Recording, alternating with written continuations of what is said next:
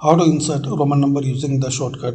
So type the 2160 Alt X,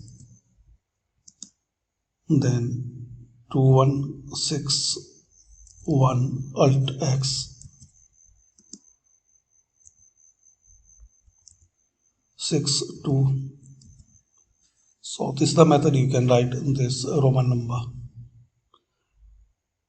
till 21260 2169 Alt X. So this is the shortcut 21 series from 60, then press Alt X.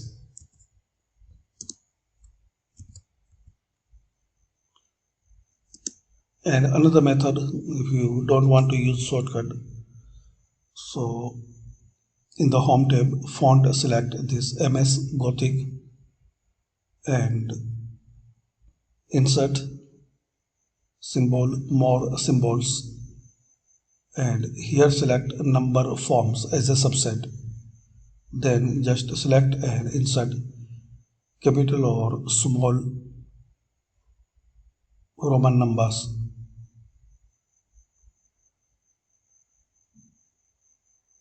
like this. Thanks for watching.